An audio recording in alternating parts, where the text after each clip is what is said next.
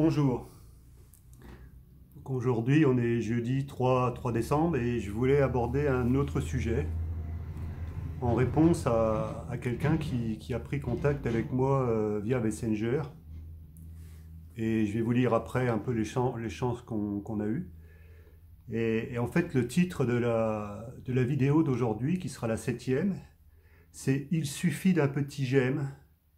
Qui allez-vous écouter ?»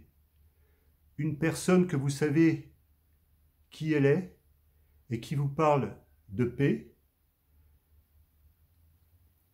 qui vous parle d'être des personnes autonomes et libres, ou est-ce que vous allez écouter des personnes du système qui veulent vous mettre sous cloche et qui veulent tout décider pour vous? Et ces personnes-là qui sont tout le temps en train de parler de guerre, de chaos, de révolution, de pandémie, de vaccins, de catastrophes, en fait tout ce qui ne va pas. Qu'est-ce que vous voulez, vous, aujourd'hui? Donc je vous invite à vous poser ces questions-là.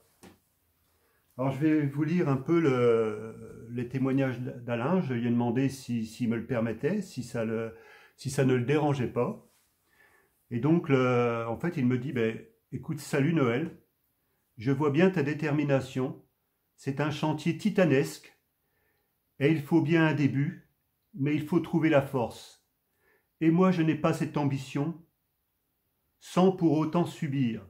Et pour moi, il faut encore essayer de croire en la politique, malgré tout. Mettre le bon bulletin dans l'urne. Alors bien sûr, chacun est libre. Et chacun est entièrement libre. Mais ça fait combien d'années qu'on espère? Depuis le général de Gaulle, il s'est passé quand même un bon bout de temps. Je ne sais plus en quelle année ça s'est terminé, je pense dans les années 69, qu'il a été désavoué. Mais là, en fait, qu'est-ce qui va se passer? Ce que je vous invite à faire, toutes les personnes qui me regardent, c'est de prendre conscience que des personnes comme moi, vous savez qui elles sont. C'est pour ça que je vous raconte toute mon histoire. C'est pour ça que je vous raconte d'où je viens, qu'est-ce qui s'est passé dans ma vie, mes hauts et mes bas, mes pensées, mes sentiments, mes capacités ou mes incapacités. Mais dans toutes les personnes qui vous dirigent, dans toutes les personnes qui sont en train de vous dire des choses, qu'est-ce que vous savez sur eux? Qu'est-ce que vous savez sur eux? Rien. Et en plus de ça, moi je fonctionne à l'envers de ce que disent la majorité des gens. C'est-à-dire, je fonctionne à l'opposé de ce que font 95% des personnes. Ce que je vais essayer de faire, c'est de vous montrer que vous avez des capacités d'autonomie. C'est je vous parle de vous. Au travers de mon histoire, je m'adresse à vous, à toi, la femme, à toi, l'homme qui me regarde. Vous comprenez la différence? Je vois des hommes politiques qui ont la chance d'être dans les médias. C'est une chance ou c'en est pas une, parce que croyez-moi qu'il y a certains médias, ils ne sont pas prêts de me voir. J'ai aucune envie de débattre. J'ai aucune envie d'échanger avec quelqu'un ou d'avoir un journaliste qui décide de tout pour moi, qui se fout de ma gueule, qui se fout de moi dans ce que je vais dire parce que je suis à contresens. Non, je ne suis pas à contresens. C'est ce qu'aujourd'hui vous pensez. Je suis dans le sens de la paix, de la liberté. Vous comprenez la différence? Et bien sûr qu'il n'y a personne qui ose mettre un j'aime. Dans tous les commentaires que j'ai depuis des semaines, personne n'a osé mettre un j'aime. Quand ça a été mal pour moi dans Akeo, il y a des grands leaders qui sont venus vers moi. Il y a 2 grands leaders qui sont venus aussi pour me raconter leur histoire, qui était peut-être même encore beaucoup plus terrible que moi, parce qu'il y en a un, quelqu'un de ma lignée, l'homme, il a cassé le couple, il était prêt à lui voler sa société, son entreprise agricole, la moitié, et puis il a cassé le couple, parce que c'est quelqu'un qui devrait plutôt s'occuper de sa femme que de s'occuper des autres. Je suis désolé de dire ça, hein. On en est là, c'est grave ce qu'il a fait, c'est grave que ces personnes-là de ma lignée ont fait. Et bien sûr qu'il y a des choses qui seront dites, ils assumeront, ils assumeront. Aujourd'hui, il y a une autre personne, il s'est retrouvé avec aussi sa famille, sa femme, elle avait des gros soucis de santé, elle ne pouvait plus travailler. Et en fait, on lui a coupé les vivres. On a enlevé un réseau à quelqu'un pour faire passer cette personne-là en qualification exécutive. Et puis comme c'était pas suffisant, il a piqué un deuxième réseau pour faire passer l'autre personne qui n'était pas capable de le faire par ses propres moyens, émeraude, pour qu'il y ait une reconnaissance. Mais c'est aberrant, quoi.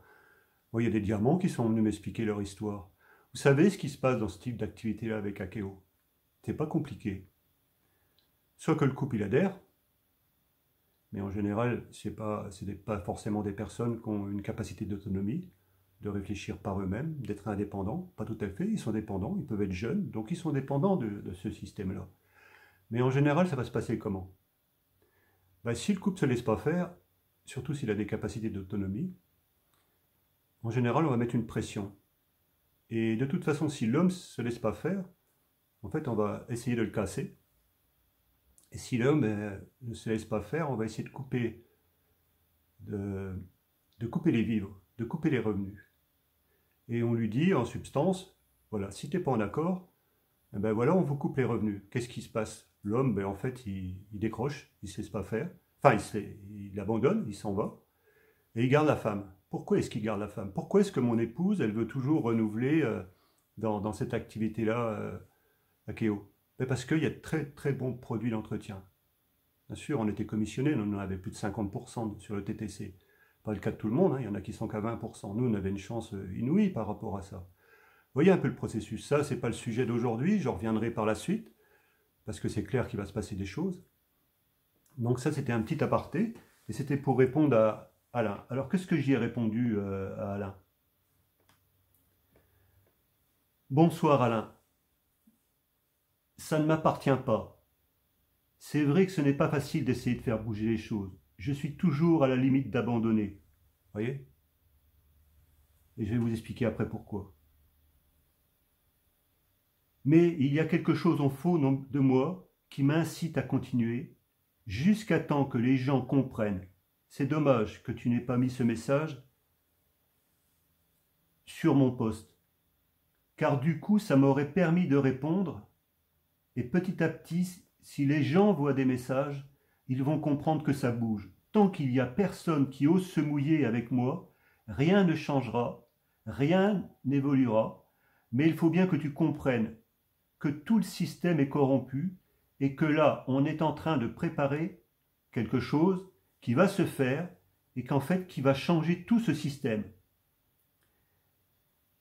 Il y a déjà eu 2 rappels à l'ordre et en fait, le gouvernement, il est au courant qu'il est en train de se préparer quelque chose.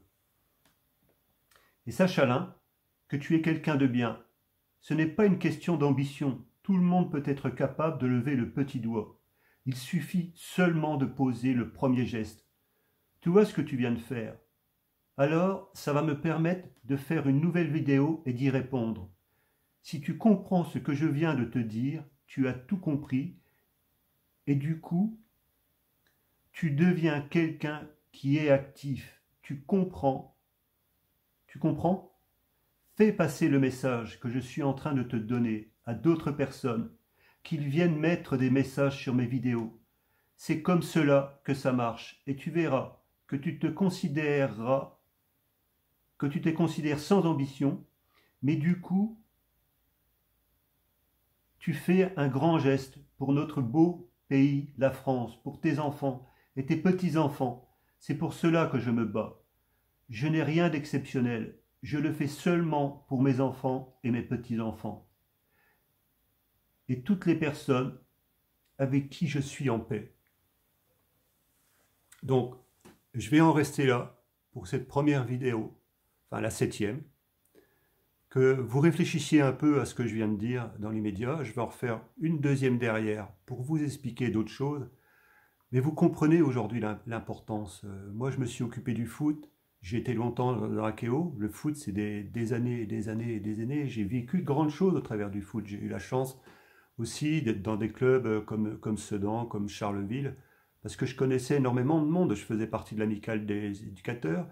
J'étais à la commission des jeunes, donc j'étais responsable de secteur. Donc j'étais entraîneur de foot. Je m'occupais d'enfants de 6 à 18 ans. Et après, ces jeunes-là sont venus me retrouver. Et là, l'autre jour, j'avais recommencé, mais voilà, il y a eu quelques petits loupés, puis j'avais envie de passer à autre chose, et voilà. Donc, c'en est resté là, mais vous voyez aujourd'hui, même ces personnes-là ne bougent pas. Donc, je vais en rester là et je vais reprendre juste derrière.